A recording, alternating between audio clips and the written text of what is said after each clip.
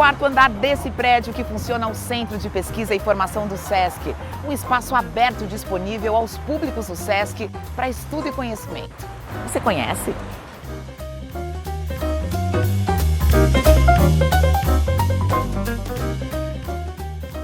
Os encontros, como cursos, seminários e palestras, são realizados em salas de diferentes formatos, com a intenção do diálogo entre os saberes.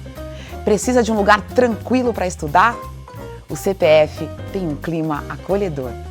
As salas de estudo disponíveis ao público são espaços individuais ou para grupos menores. No espaço de brincar, crianças e bebês também podem se divertir com os seus responsáveis.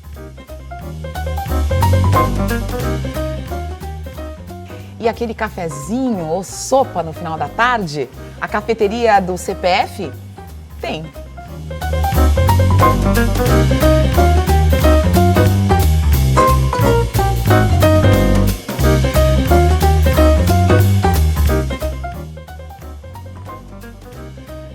Um espaço de convívio e de muitas reflexões, pensando na saúde e no bem-estar de todos.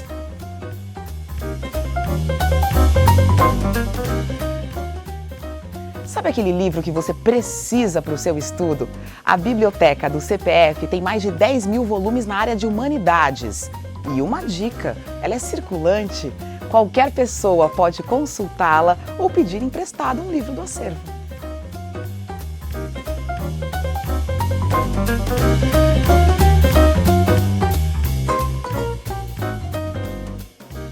Na central de atendimento, você pode fazer a sua credencial ou comprar ingressos para eventos de qualquer SESC.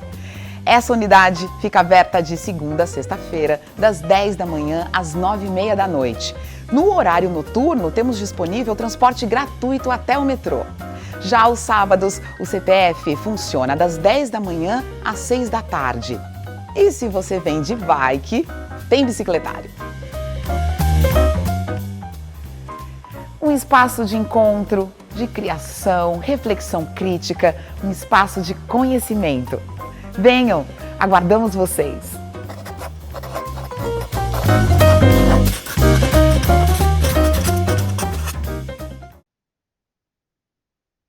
Sejam muito bem-vindas e bem-vindos. Em uma iniciativa do SESC São Paulo, damos continuidade ao ciclo de debates A Obra Epistolar de Drummond, dentro da programação do Fritabira, Festival Literário de Itabira, em 2023. Nossa proposta é mostrar que, em paralelo à sua trajetória literária, Drummond construiu uma outra obra, composta de milhares de cartas trocadas com escritores, escritoras e até mesmo com anônimos. Para tanto, está hoje conosco na tela João Cândido Portinari. João Cândido Portinari é matemático com doutorado em Engenharia de Telecomunicações no MIT. Foi um dos fundadores do Departamento de Matemática da Pontifícia Universidade Católica do Rio de Janeiro. É fundador e diretor-geral do Projeto Portinari e realiza o resgate e a difusão da obra de seu pai, o artista plástico Cândido Portinari. Entre outros diversos prêmios e honrarias, recebeu o Prêmio Jabuti de Literatura em 2005, na categoria Arquitetura e Urbanismo, Comunicação e Artes, pela publicação do catálogo da obra completa de Portinari. E recebeu este ano a Gran Cruz da Ordem Nacional do Mérito Científico. Seja muito bem-vindo e obrigado por estar aqui, João Cândido. Muito obrigado, Fábio. Sou eu que agradeço. É uma satisfação, uma honra muito grande. Vamos começar falando, então, dessa correspondência entre essas duas personalidades da cultura brasileira. Define um pouquinho a linha do tempo e o volume dessa correspondência para a gente, João. Então, eu acho que, na verdade, o Carlos Drummond de Andrade foi um dos mais fraternais amigos de meu pai, não é? Ele dedicou, inclusive, vários poemas, né? Tem um que eu, inclusive, me lembro assim de cor, até se você quiser. Ele Claro, é por favor, ótimo. ele diz assim: o universo portinariano, se às vezes dói, sempre fulgura, entrelaça como num verso o que é humano ao que é pintura. E tem outros muito mais extensos também, inclusive aquele que Drummond compôs na morte de meu pai, né? Poucos dias após a morte do meu pai, em 6 de fevereiro de 62, Drummond fez um poema lindíssimo que ele intitulou A Mão. Inclusive, eu tenho o privilégio de ter esse áudio na própria voz de Drummond. Eu já ofereci, inclusive, ao nosso Afonso, que ele pode dispor disso, né? Aliás, quem me facultou o acesso a esse áudio foi o nosso querido Pedro Drummond, né? O neto do poeta, né? Um grande amigo também. Então, essa amizade, ela percorreu toda a vida, praticamente. Eu diria que talvez ela tenha começado por volta de 1936, eu imagino, por aí, né? Quando Portinari começou a fazer os trabalhos para o prédio do antigo Ministério da Educação e Saúde, hoje Palácio Gustavo Capanema, né? Uhum. Só lembrando que o Drummond era o chefe de gabinete do Isso. ministro Capanema, né? Então, essa amizade se traduziu também numa vasta produção epistolar, né, de ambos os lados, né? E Drummond tem também nós gravamos no depoimento que ele deu ao Projeto Portinari, naquele programa que eu mencionei, né, de depoimentos, tem um depoimento do Drummond em que ele diz assim, como é que ele fala? Mas eu tenho isso na voz dele. Ele diz assim, Portinari era muito mais amigo dos poetas do que dos outros artistas. Ele tinha para conosco uma consideração toda especial. Basta dizer que ele fez o retrato de Murilo Mendes, de Jorge Amado, de Manuel Bandeira, e ele vai citando, né, Adalgisa Neri, e vai citando vários poetas, diz assim, e o meu, eu estou citando isso assim de memória, né? Então, é um depoimento delicioso, né, em que ele fala dessa predileção que meu pai tinha pelos poetas. Realmente ele conviveu e retratou muitos poetas ao longo de sua vida, né? Inclusive poetas também não brasileiros, por exemplo, como o grande poeta nacional de Cuba, Nicolás Guillén, que também dedicou a Portinari um poema belíssimo, né? Um som para Portinari, que foi musicado depois no Chile pelo conjunto Inti Illimani, né, o Horácio Salinas, e foi incorporado no repertório da grande La Negra, né, Mercedes Sosa, grande cantora argentina. Então, essa relação com a poesia, Portinari carregou a vida toda e, já no final de sua vida, ele próprio se tornou poeta, né? Nós, inclusive, publicamos em 2019, quando o projeto Portinari completou 40 anos, com o apoio da Funarte, a gente publicou o livro Poemas de Portinari, ilustrado com as obras, né? Porque Portinari, na edição original, ele não quis que se valesse das obras.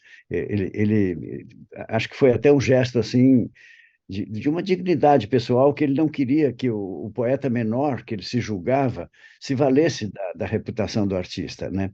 Então, ele não quis que fosse ilustrado. Ele diz assim, no começo do livro, ele diz assim, quanta coisa eu contaria se eu soubesse a língua como a cor, né? Quer dizer, Que aquele já maravilha. é que ele não... Só isso aí já é uma. E tem textos de Drummond, porque esses poemas que Portinari compôs assim abundantemente, já no final da vida, eles foram selecionados por Drummond e por Antônio Calado, né, para este livro. Então, Drummond faz faz um texto lindíssimo também sobre a produção poética de Portinari. Se você quiser, depois eu lhe passo esse texto também. Eu posso encontrar aqui e passar para vocês. É um texto assim muito, muito emocionado, né? Drummond tinha uma paixão por meu pai que era correspondida, né? Meu pai também tinha uma loucura por Drummond, né? E eu próprio conheci também Drummond, tive esse privilégio, né? Me lembro de certa vez que o projeto Portinari estava passando por grandes dificuldades. O que isso aconteceu, você pode imaginar, muitas vezes, né? Projetos culturais no Brasil sofrem muito. Então, nesses 44 anos, a gente teve momentos assim de quase jogar a toalha, de desespero, né? E um desses momentos eu recorri a Drummond, a FINEP, que era a agência de fomento do Ministério de Ciência e Tecnologia, era quem apoiava o projeto Portinari naquele momento. E ela me chamou e disse, olha, João, nós não vamos poder continuar apoiando, né? Havia uma mudança no paradigma da FINEP, foi no governo Collor. Né? No governo Collor, a FINEP foi transformada numa espécie de adendo ao BNDES, né? Aquilo que era apoio a fundo perdido para projetos culturais, científicos, né, se tornou um empréstimo, né? E eu fiquei desesperado com aquilo, porque a gente não tinha ainda concluído o trabalho para o catálogo da obra completa de Portinari, enfim, o trabalho do projeto Portinari, e eu fiquei sem saber o que fazer e resolvi recorrer ao nosso querido Drummond.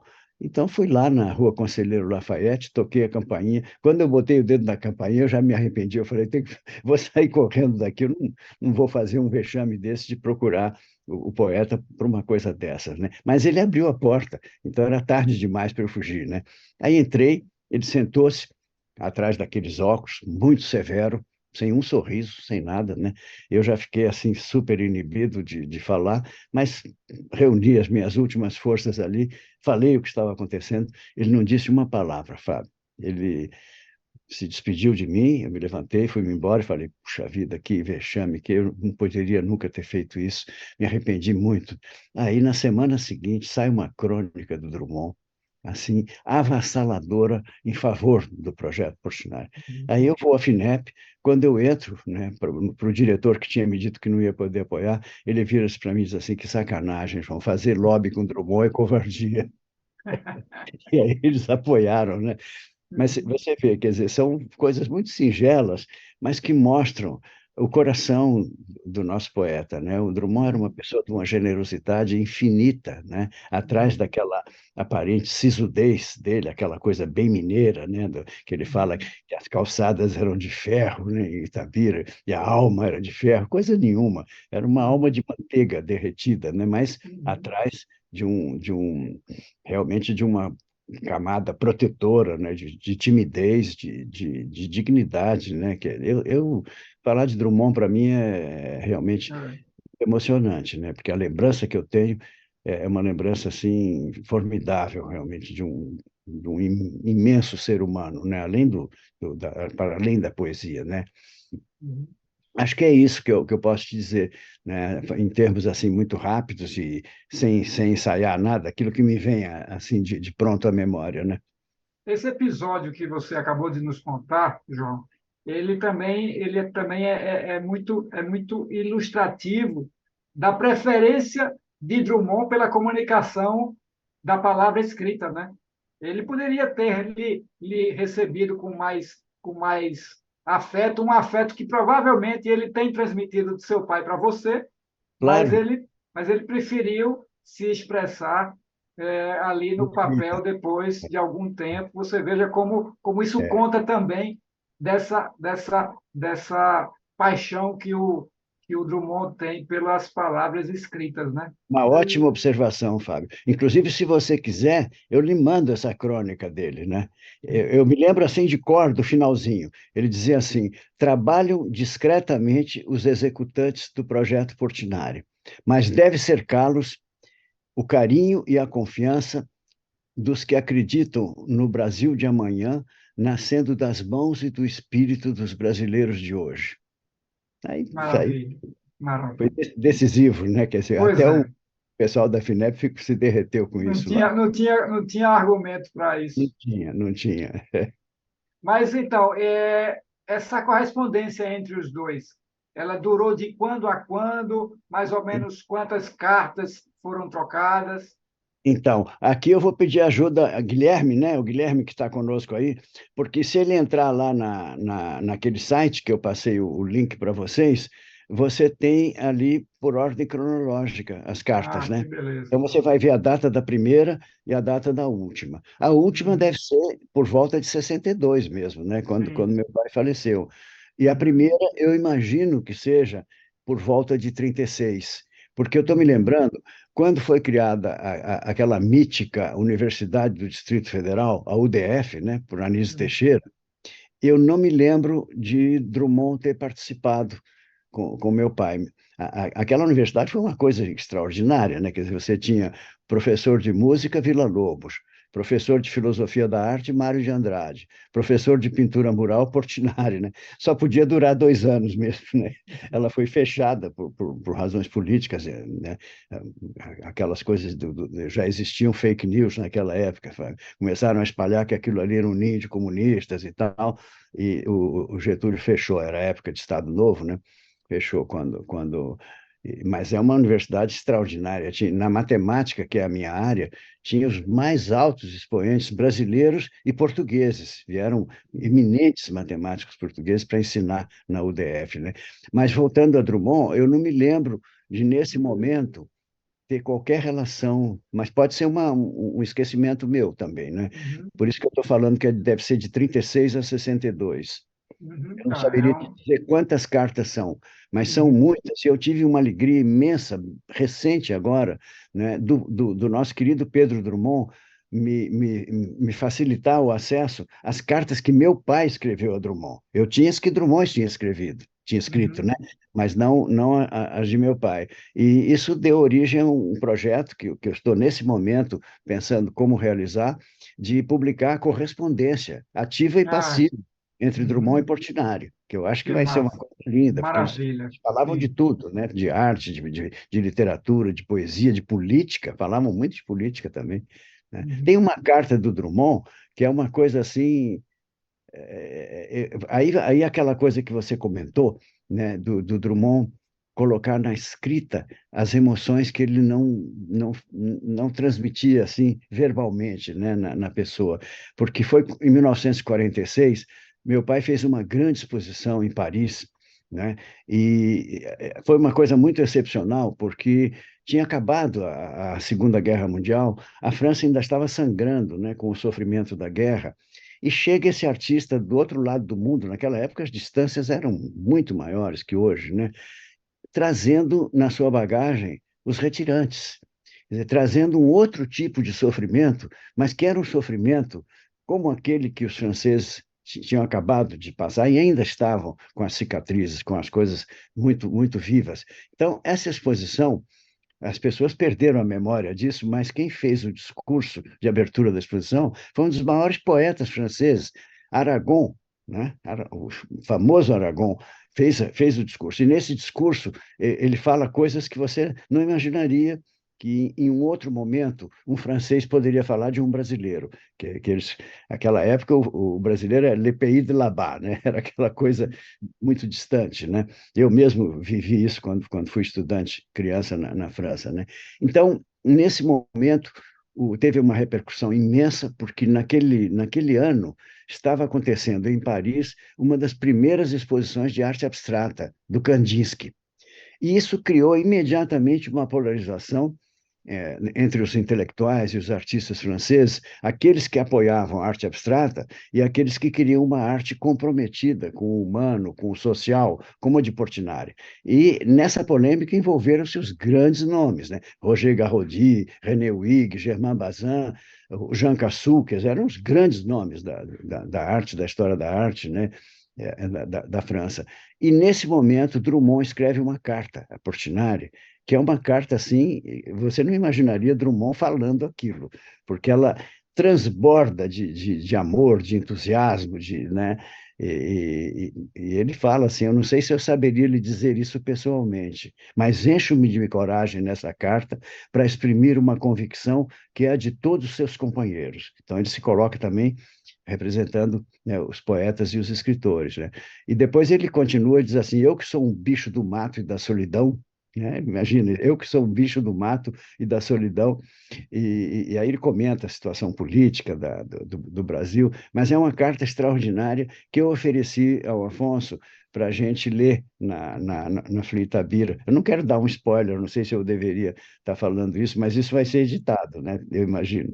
Vai sair juntinho com o Flitabira, então não tem problema de spoiler, não. Não se É, preocupe. perfeito. É uma carta extraordinária. Se o Guilherme quiser procurar essa carta, é facílimo ele achar essa carta, né? É só ele colocar, por exemplo, ali naquela caixinha, ele pode botar a palavra solidão. Eu não imagino que nesses 30.000 documentos ocorra muitas vezes essa palavra solidão. Ele é capaz de achar imediatamente a tal carta. Uhum. Tá. Enquanto isso, eu queria que você percorresse mais um pouquinho aí a sua memória dessas correspondências e nos contasse como você leu, descobriu os dois nas cartas. e a relação entre eles, que era essa paixão correspondida, como você falou.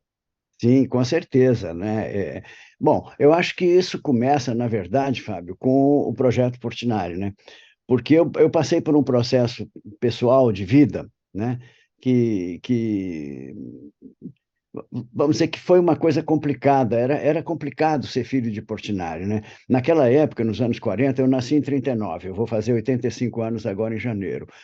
Naquela época, Portinari projetava era uma coisa assim monumental, né? A presença dele nas artes, na política, na vida brasileira como um todo, né?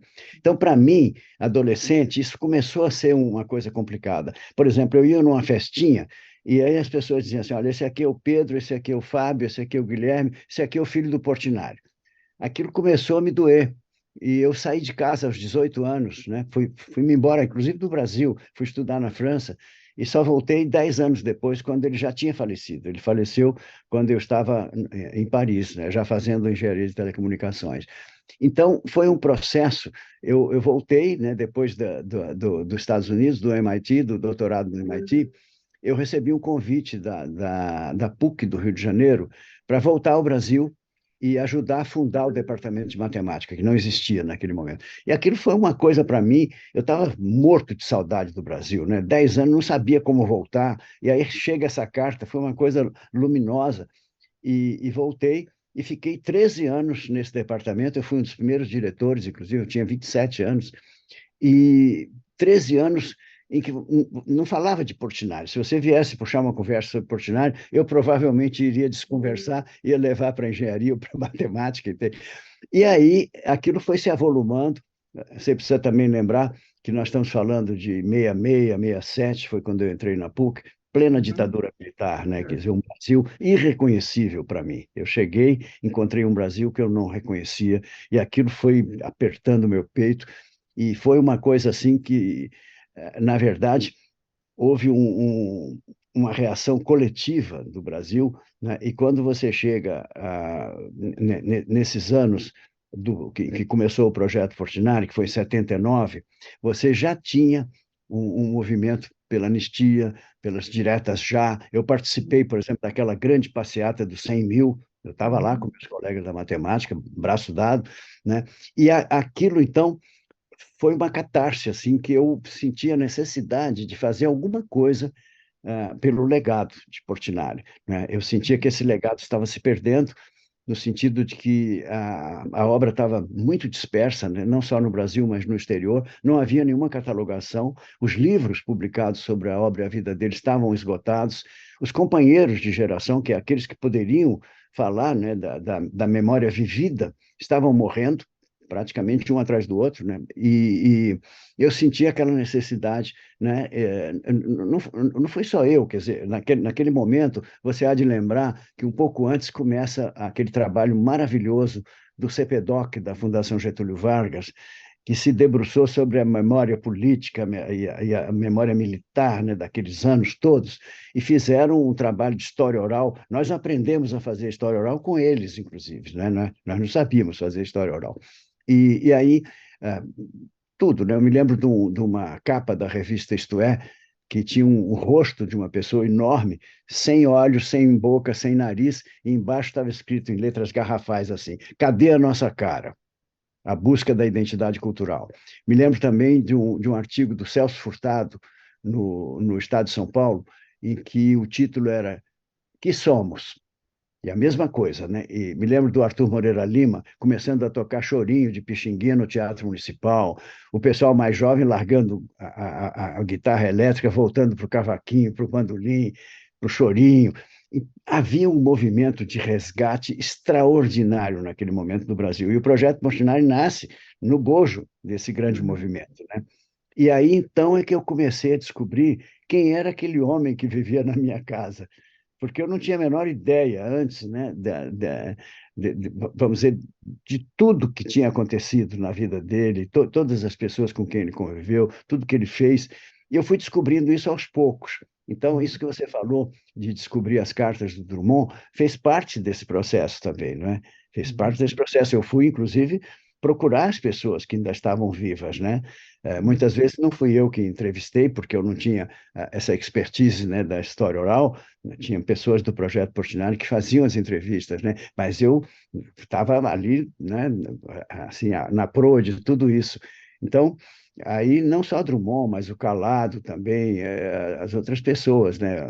Jorge Amado, enfim, foi uma pena que a gente perdeu a oportunidade de entrevistar pessoas como Graciliano também, que era outro amigo fraternal de meu pai, talvez na mesma dimensão que Drummond, talvez, né? E Manuel Bandeira também, né? Uhum. Mas eu acho que a gente conseguiu realmente resgatar, né, toda a emoção, toda a dimensão, né, desse relacionamento nessa geração que foi tão importante, né? Talvez a primeira geração a olhar para dentro do Brasil, né? E parar de ficar olhando para a Europa, para os Estados Unidos, né? Olhar para dentro do Brasil, que é a geração modernista, né? Mário de Andrade, claro, Rodrigo Melo Franco de Andrade, enfim, a gente poderia continuar citando. Então, foi aí que eu acho que nesses 44 anos, né, de Projeto Portinari, que eu fui ficando íntimo, vamos dizer, dessas pessoas, às vezes até sem nem ter contato assim pessoal com elas, só pela documentação. Você imagina, 30 mil documentos é muita coisa, né? E, assim como com Drummond, Portinari também se correspondia com outros escritores e outras pessoas da cultura brasileira, então, né? E sim, da cultura brasileira e também De estrangeira, né? fora. Tem muitas cartas que ele trocou também com grandes nomes, né, estrangeiros, né? Uhum. Então, essa correspondência de Portinari, né? Teve uma pessoa que foi muito importante na Itália, foi um dos homens importantes da Itália do século XX, que era o Giuseppe Eugenio Luraghi, que também ficou sendo um amigo fraternal de meu pai, e era uma pessoa extraordinária, porque ao mesmo tempo que ele era o presidente mundial da Alfa Romeo, ele era um poeta e um crítico de arte, um historiador de arte, e um homem profundamente interessado na relação entre tecnologia e arte. Ele criou uma Uhum. revista na Itália, famosa, Civiltà delle Macchine, né? Cuja intenção era essa, era você apresentar para as pessoas da arte a tecnologia e vice-versa. Foi um precursor nesse sentido, que na época você não fazia muito essa ponte, né, entre as atividades de ciência e tecnologia e atividades de arte e cultura. E o Uhum. Lurag foi absolutamente essencial na vida do Portinari. Foi, inclusive, responsável pela primeira exposição póstuma de Portinari em Milão, no ano seguinte à morte dele. Ele estava preparando essa exposição a convite de Lurag e da prefeitura de Milão, num dos locais, assim, o espaço expositivo mais importante, um dos mais importantes da Itália, que é o Palazzo Reale, que fica ali ao lado do Duomo de Milão, né? Uhum. E Portinari, preparando essa exposição, ele vem a falecer. E o Lurag, então, toma a si, na ausência do amigo, de fazer a exposição apesar da ausência dele, né? Então, foi em 63, primeira exposição póstuma. E tem aí uma correspondência abundante entre Lurag e Portinari, também, que eu também estou pensando em traduzir num livro, porque eu descobri na Universidade de Pavia, recentemente, as cartas que meu pai escreveu ao Lurag. Eu não sabia onde estavam. Eu tinha as cartas Uhum. que o Lurag havia escrito para ele, igual a coisa do Drummond. E aí, visitando a Universidade de Pavia, tinha lá um setor chamado Arquivi Manuscriti, que estava lá, 4 pastas deste tamanho, com as cartas de Portinari lá. Que Então, maravilha. um outro projeto que a gente está querendo levar adiante também. Mas eu queria ler para você um trechinho dessa carta que eu mencionei a você, que eu sou um bicho do mato e da solidão. Eu estou procurando ela aqui, deixa eu ver, porque Uhum. mais fácil. Eu abri também o site aqui, Uhum. tem aqui Tá. uma carta em que o Drummond fala da alegria que ele teve ao receber o retrato da filha, né, da Maria Julieta, feito por Portinari aqui também. Uhum. Mas deixa eu ver se eu acho aqui a tal carta. Está aqui, olha. Olha o que ele diz aqui. Ó. Vou ler para você. Tá. Querido Candinho, estou contente com o sucesso de sua exposição, de que chegam aqui os primeiros ecos. E mais contente ainda, porque não foi nenhuma surpresa. Era uma coisa que eu esperava. O êxito revisto pelos seus amigos, o reconhecimento mundial inevitável da grande obra que você vem realizando como o seu próprio destino. Você é a alegria e a honra do nosso tempo e da nossa geração. Não sei se saberia dizer-lhe isso pessoalmente, mas encho-me de coragem nesta carta para exprimir uma convicção que é de todos os seus companheiros, os quais se sentem elevados e explicados na sua obra. Sim, meu caro Candinho, foi em você que conseguimos a nossa expressão mais universal. E não apenas pela ressonância, mas pela natureza mesma de seu gênio criador, que, ainda que permanecesse ignorado ou negado, nos salvaria para o futuro. Tenho sentido muitas saudades de você. E eu, que sou um bicho do mato e da solidão, nem por isso deixo de lembrar aquelas boas conversas no Cosme Velho, perto de seus quadros. O ambiente aqui é o mesmo que você deixou. O mesmo, se não for mais besta. Vivemos, como sempre, na falta de um rumo seguro e pouca gente compreende os acontecimentos. Não há sinal de melhoria da crise econômica e a crise política prossegue. Aí ele vai comentando, né, sobre a coisa. Não Uhum. podia ser mais atual, né, esse negócio, né? Pois é, e que lindeza esse trecho inicial, né? É uma coisa assim muito emocionante essa carta, né? Eu É. acho que é um dos pontos altos da correspondência entre os dois, né? Deixa eu te perguntar uma coisa que eu acho que você pode nos dar um testemunho aí muito interessante também. Como foi a emoção de descobrir essas cartas, especialmente de Drummond, mas também as outras que seu pai recebeu, né, João? Eu imagino que Sim, deve ter sido assim uma verdadeira foi. torrente de emoções, né? Foi, sem dúvida, né? Eu li e reli essas cartas centenas de vezes, né? Principalmente essa que eu li agora para você, mas muitas outras também, e descobertas, né? Quer dizer, você descobrir nessas cartas ah, facetas, vamos dizer, e coisas ignoradas até então por mim, né?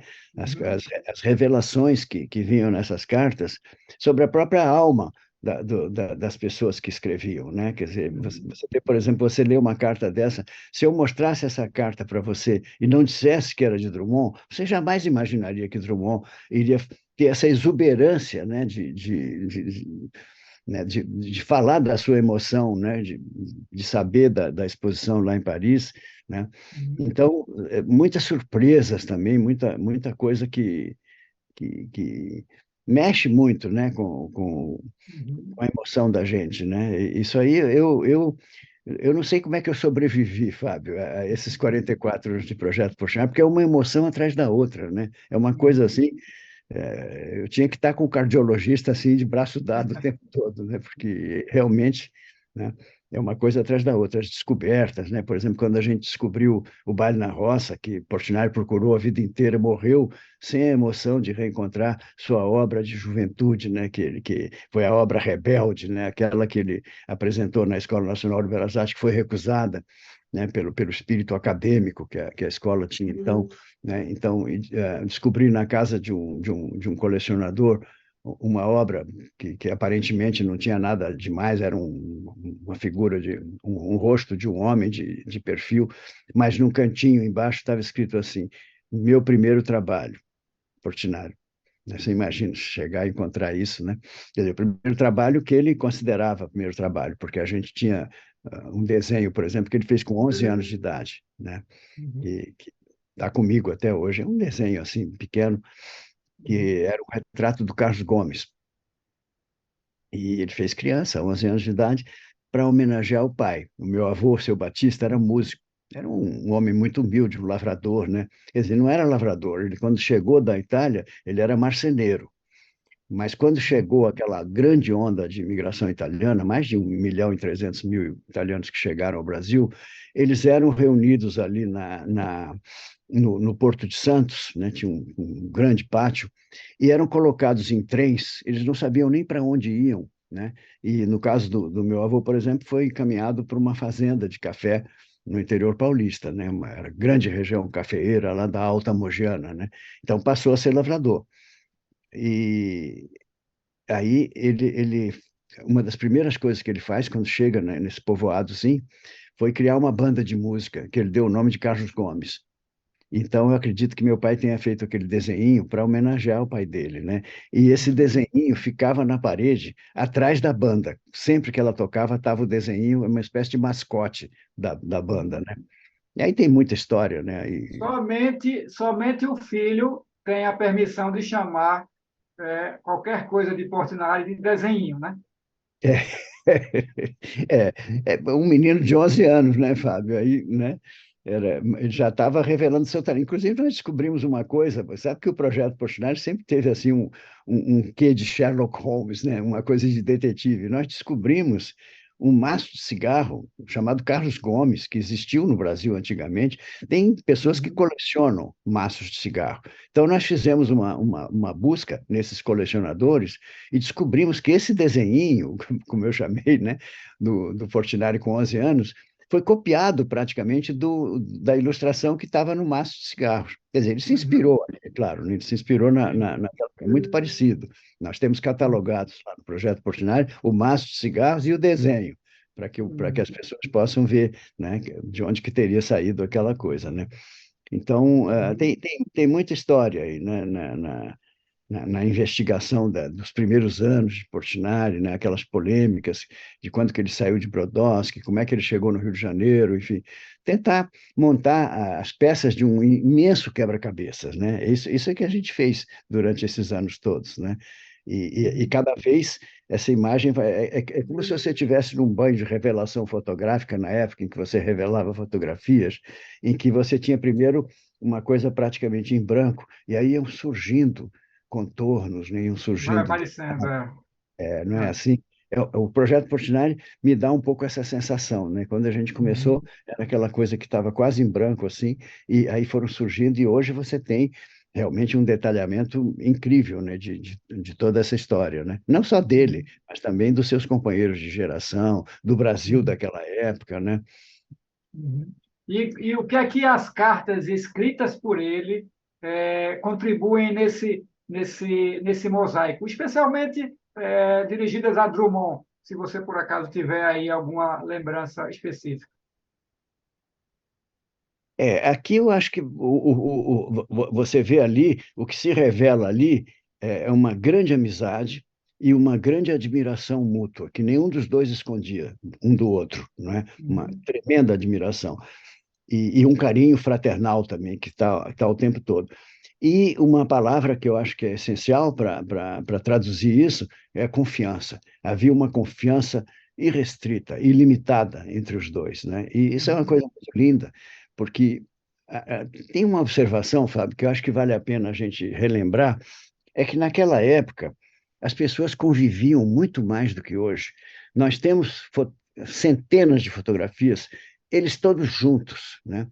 Sempre, em almoço, em jantar, em cerimônias, né? A minha mãe fazia umas macarronadas que não tinha hora para chegar, nem hora para sair, lá no Cosme Velho, né? E as pessoas iam chegando, e era Manuel Bandeira, era Vila Lobos, era Graciliano, Zé Lins do Rego, Adalgisa Neri, Cecília Meirelles, enfim, aquela gente toda ali discutindo arte, discutindo literatura, discutindo política, discutindo Brasil, mundo, né? Nós perdemos isso, eu acho. Hoje em dia nós estamos muito isolados, nós viramos ilhas, né? Eu não sei se a vida digital contribuiu para isso ou se é simplesmente o acúmulo, né, de tarefas e de empenhos e de compromissos que a gente tem. Aquela gente trabalhava muito também, nós não trabalhamos mais que eles, né? Mas eles reservavam tempo para convivência, Uhum. né? A coisa de escrever carta não é WhatsApp, é uma carta que É você uma levava carta. um mês para Isso, responder, né? isso, E naquela carta a pessoa punha sua alma ali, às vezes com isso. caneta tinteiro, né? Aquela coisa artesanal, né? E isso se revelou muito, né? Nesse nosso trabalho, né? Da gente desenterrar um pouco, né? Essa massa de 30 mil documentos e você vê uma coisa quase que sociológica, uma observação sociológica ou antropológica, né, da mudança extraordinária que houve, né, de lá para cá. Né? A gente não convive mais. Você tem lives, por exemplo, durante a pandemia, bom, durante a pandemia foi um caso excepcional, foi aquela tragédia. Eu fiz 84 lives durante a pandemia. como eu estou fazendo aqui com você, né? Aqui, Uhum. sem sair da minha casa, você aí na sua também, né? Então, essa possibilidade da convivência, da troca não somente intelectual, mas da troca de coração, da troca de afeto, Isso. isso se perdeu muito, eu acho. Está na hora de dar uma sacudida nisso. Eu acho que o Afonso está fazendo um trabalho lindíssimo, porque ele está congregando essas pessoas, né? Eu tive Uhum. na Fli Araxá, eu tive na Fli Paracatu, que foi uma coisa também extraordinária, a Fli Paracatu, né? Porque teve aquela Uhum. coisa do Portinari Negro, que é uma coisa assim que me emocionou demais, né? E as pessoas ali convivendo, convivendo mesmo, né? Você Uhum. sentava para almoçar, para tomar café da manhã, você sentava para discutir, você estava no auditório fisicamente, né? E isso eu acho que é uma contribuição inestimável, sabe? A uma mudança de paradigma para esse lugar que a gente aparentemente está se encaminhando, que é um lugar sem alma, né? Uhum. Então, eu acho que isso é um resgate também. Eu parabenizo o Afonso por ser o alquimista de almas aí, né, que está conseguindo fazer com que as pessoas convivam, né, e conversem assim fisicamente, né, de olho no olho, né? Uhum. Pois é, e como você disse, eles tinham tempo para trabalhar, trabalhavam muito, tinham tempo para escrever cartas, tinham tempo para conviver nas mesmas 24 horas que a gente dispõe hoje, né? Tem alguma coisa errada aí. Exatamente, é isso que eu quis dizer, é exatamente isso, né? Meu pai trabalhava alucinadamente, ele trabalhava, olha, para você ter uma ideia, Fábio, na hora do almoço ele falava para minha mãe assim, não me chama para almoçar se a comida não estiver na mesa, porque ele não queria perder nem aqueles minutos ali, né? Ele trabalhava Uhum. o dia inteiro. Agora, quando Uhum. chegava a hora de conviver com seus colegas de geração, aquilo era sagrado, era uma coisa natural que acontecia espontaneamente e uma necessidade interior daquilo para a própria sobrevivência da alma, né, do espírito, né, das pessoas, né? Eu acho que a gente Uhum. tem que dar uma revisada nisso. É. Você teria algum trecho de carta de seu pai para Drummond que você poderia destacar para a gente? Deixa eu ver aqui, só um minutinho, Fábio, deixa eu ver, porque certamente sim. E também o que você está nos dizendo é que seu pai era tão imerso nessa cultura e nesse costume de escrever cartas quanto o Drummond, né? Então, Sim, claro, provavelmente os é, dois também se irmanavam nessa, é, nessa, nessa é. identificação aí com esse hábito. No, no caso de meu pai, ele tinha uma companheira imprescindível, né, que ajudava ele nessa questão das cartas, porque ele era um trabalhador, como a gente falou aqui, né, absurdo, né? Então, a minha mãe ajudava muito. Inclusive agora, quando teve essa exposição, teve não, ainda está tendo lá em Brasília, a Portinari Raros, né? O curador, que é o Marcelo Dantas, que é um gênio, né, que fez essa exposição incrível lá, ele reservou um espaço. É a primeira vez que se faz uma homenagem à minha mãe. Nunca havia sido feito isso, porque ela realmente foi o braço forte na vida dele, né? Ele não sabia fazer nada, ele não sabia assinar um cheque, não sabia dirigir um carro, não sabia vender um quadro, ele dava os quadros até encontrar com ela, né? E ela fez com que a única preocupação dele fosse pintar. Ela realmente foi o braço forte. Então, o Marcelo pegou o depoimento que ela deu a nós, né, no programa de História Oral, tem 7 horas de duração, Fábio. Imagine você, né? Ele pegou uns trechos e, com a inteligência artificial, ele colocou nos lábios dos retratos que ele fez dela. Então, você tem, assim, uma série de retratos dela numa sala, e ela falando, né? Você vê o retrato falando, o lábio sincronizado com a fala, falando trechos daqueles depoimentos. Uma coisa muito emocionante. Está lá, vai ficar até dia 5 de novembro em Brasília, no CCBB de Brasília. Mas deixa eu procurar para poder Ah, responder a sua pergunta aqui. Eu estou veja aí. procurando aqui uma Tá carta bom. de meu pai a Drummond, né? Vamos ver se eu acho aqui. Por enquanto, eu estou passando as cartas de Drummond, né? Aqui. Tem cartas em que o Drummond recomenda que Portinari receba jovens pintores, tem várias assim, né, Uhum. cartas de recomendação, Ah, olha só. tem várias cartas de recomendação. Ele recomendando que meu pai recebesse pintores que na época eram absolutamente desconhecidos e que se tornaram pintores conhecidos depois, né? Deixa eu ver aqui, ó. Tem muitas cartas do Drummond. Deixa eu ver se eu acho alguma de meu pai aqui. Se bater em alguma do Drummond também que você acha que merece alguma menção, fala para a gente. Falo sim. Eu estou ainda fazendo essa pesquisa, né, que o Afonso me pediu para que eu leia algumas dessas cartas, né, que meu pai escreveu a Drummond, e eu estou ainda pesquisando, porque são muitas, né? Então, estou pesquisando quais que seriam as mais importantes da gente falar aqui, né?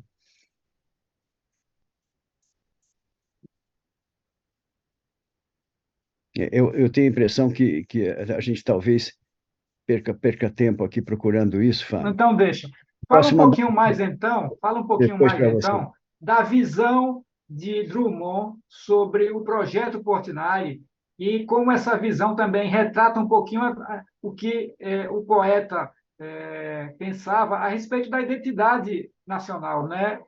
Exatamente. Quer dizer, a grande preocupação dele, né, com o Brasil também, com a cultura, com o Brasil, que ele nos honrou com essa atenção para o nosso trabalho, né? Com aquele jeito dele, que eu mostrei para você um pouco com aquele encontro ousado da minha parte, né? Ele manifestava o seu carinho, né? Assim, seguidamente, né? Eu posso até procurar alguns momentos assim que isso se concretizou com a escrita, né? Mas ele certamente ele gostou que a gente tenha feito o projeto Fortinari, foi uma coisa que fez bem a ele. Eu acho que ele achou que era uma coisa justa, uma Uhum. coisa oportuna, né, que foi feito na hora certa também, porque se a gente tivesse deixado passar uns 5, 10 anos, essas pessoas todas já teriam partido, a gente não teria o testemunho vivo, né, que a gente tem delas até hoje, né? Uhum. É. E a carta que a carta não, a crônica que ele escreveu depois do encontro com você foi praticamente uma carta pública, né? Foi publicada, acho que foi no Jornal do Brasil, né? Ele publicou no Uhum. Jornal do Brasil. Deixa eu ver se eu tenho aqui ó, um trecho dela. Aqui.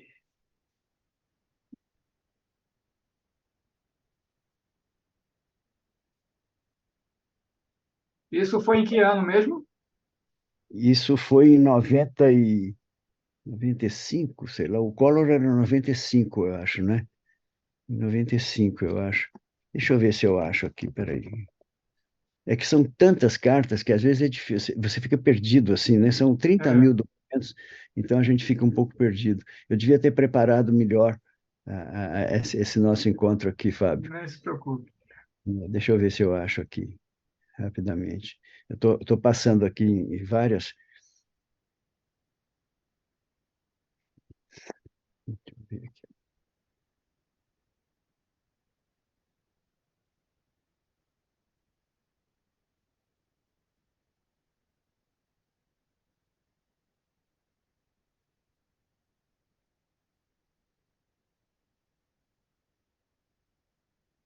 Eu posso, de qualquer forma, o que eu não estou conseguindo É, encontrar ao pa- vivo, eu é, posso mandar para você, né? Eu estou anotando.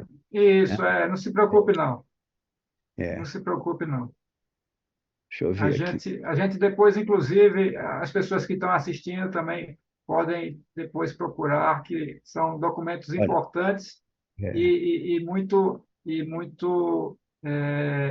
ilustrativos do que a gente está fazendo aqui nesse ciclo de debate sobre a obra epistolar de Drummond. E a gente pode também falar, né, depois de tantas cartas que a gente viu aí que o seu pai escreveu, numa obra epistolar de Portinari.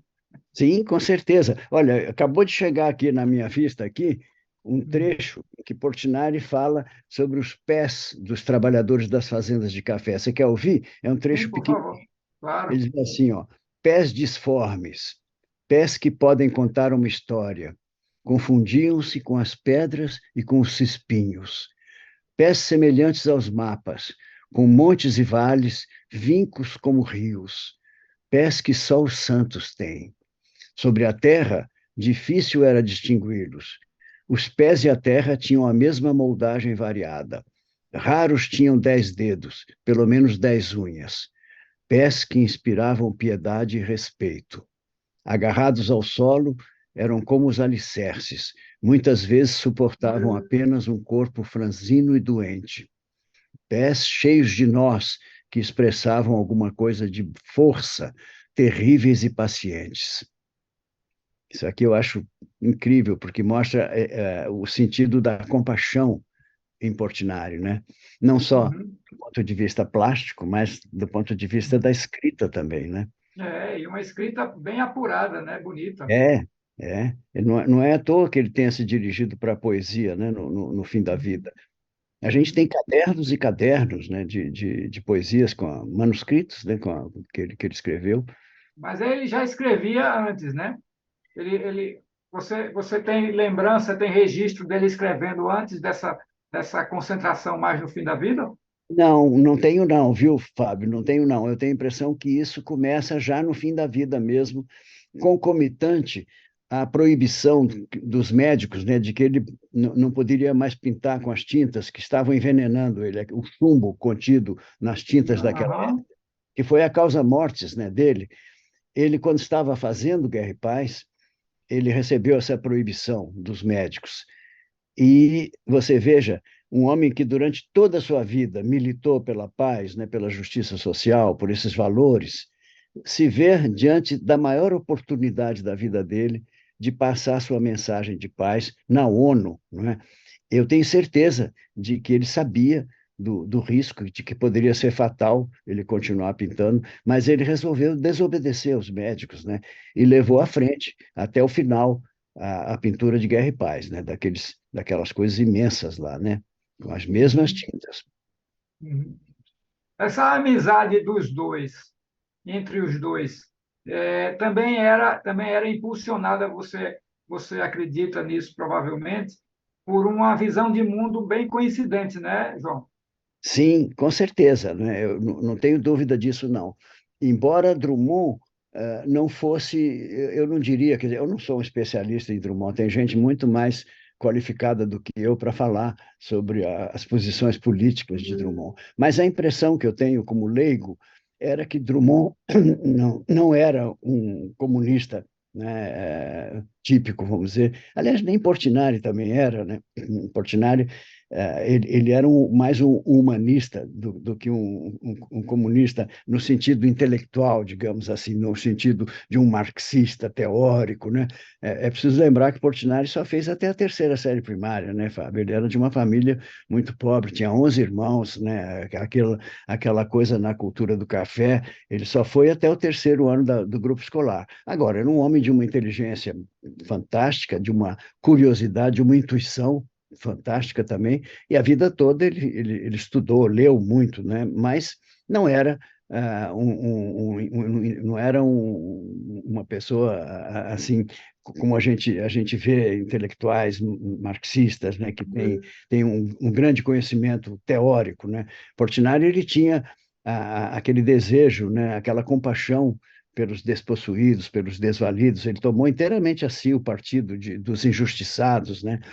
Mas eu me lembro, por exemplo, uma coisa curiosa que quase ninguém sabe, é que o grande conselheiro de Portinari, a pessoa a quem ele recorria, todas as vezes que ele se via numa encruzilhada assim, política, era o Prestes, né? Ele tinha uma confiança cega no Prestes. E eu vou te contar uma passagem que está no depoimento que o Prestes deu ao projeto Portinari.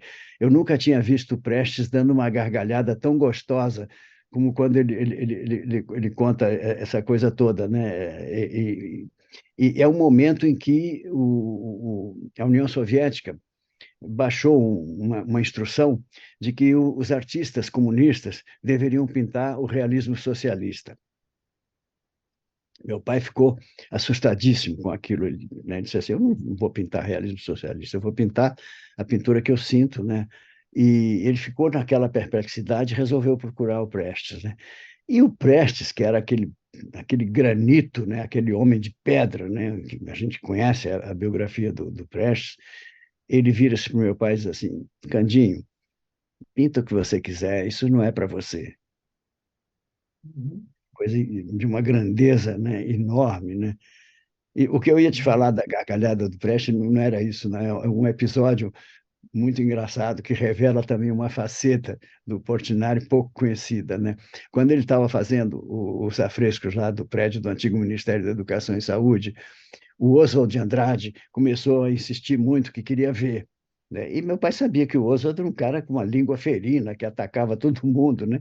Foi, foi empurrando assim, não, né? Ainda está no galpão, ainda não está pronto, mais para frente você vê. Foi tentando, né, empurrar para frente. Mas o Oswald insistiu tanto que Portinari acabou tendo que deixar o Oswald ver lá os afrescos, né? E não deu outra, né? No dia seguinte, o Oswald saiu com um artigo esculhambando com aquele trabalho, e aí o Prestes contando para nós o que o Portinari fez para se vingar do Oswald, né? Naquele afresco que representa a pecuária, né? O Portinari representou o perfil do Oswald de Andrade numa bosta de boi. E o Prestes conta isso e dá uma risada assim que você nunca diria que era uma risada do Prestes, né? Tem muitas coisas assim da intimidade que estão, né, nessas 130 horas gravadas, que nós temos, que estão praticamente virgens, sabe? Estão lá no Projeto Portinari, certamente dariam margem assim para muitas publicações, para teses de mestrado, de doutorado, né? Porque são um espelho do pensamento de toda uma geração, muito importante, né? E o espelho íntimo, né? Como essa história aí do Oswald, né? Tem muitas coisas Isso. assim, ali, É. E pequenas as anedotas. cartas também trazem, né, essa As cartas intimidade. também. As E cartas. eu tenho certeza que você vai encontrar aí caminhos para fazer essas publicações que são muito relevantes, muito importantes para a cultura brasileira, né? E eu acredito que para o projeto também, né? Eu quero muito fazer isso. Eu estou aqui já começando as tratativas para ver como é que a gente concretiza isso, né? Uhum. Para a gente encerrar, João, fala um pouquinho mais do que as pessoas podem encontrar no site do projeto, no que vocês disponibilizam, esses documentos todos, como é que acessa.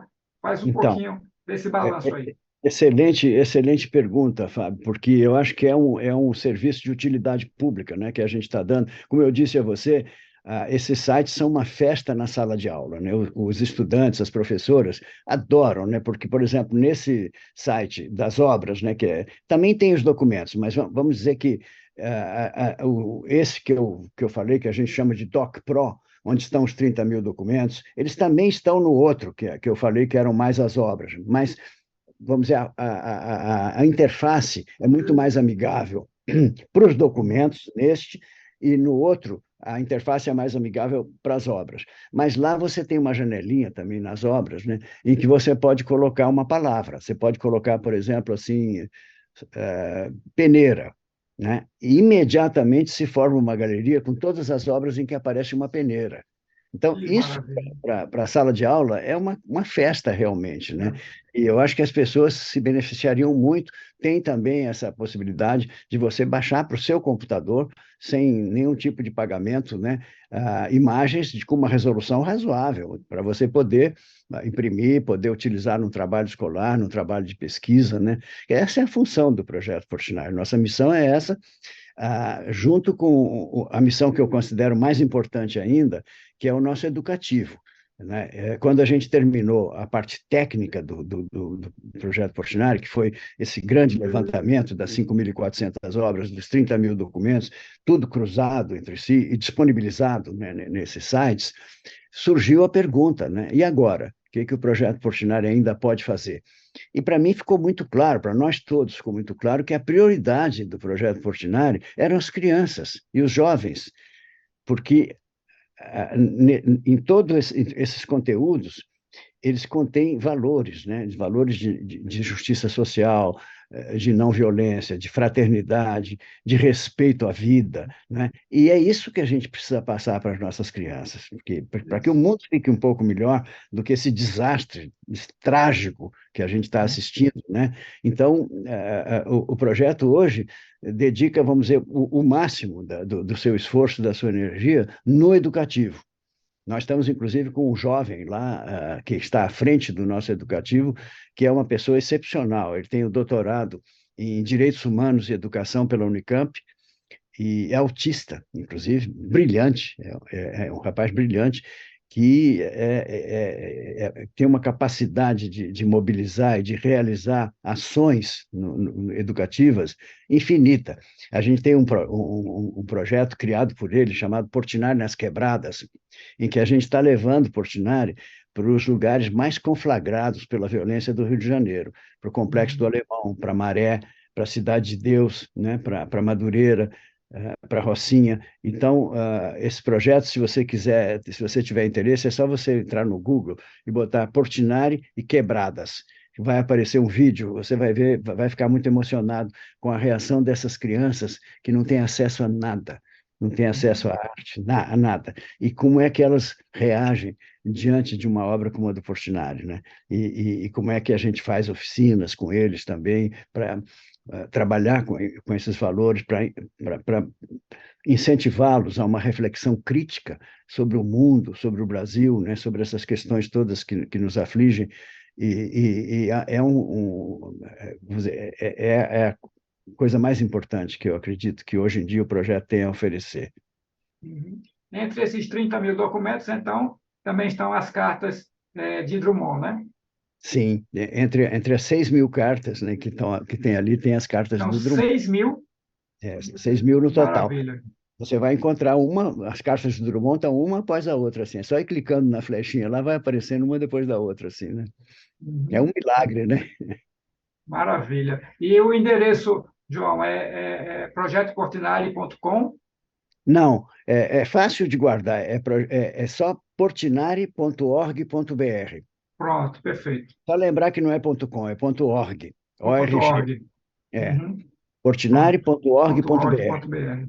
Esse é o site mais clássico, né? Que foi o primeiro que a gente fez, que mostra as obras, mas que mostra também os documentos, se a pessoa tiver interesse.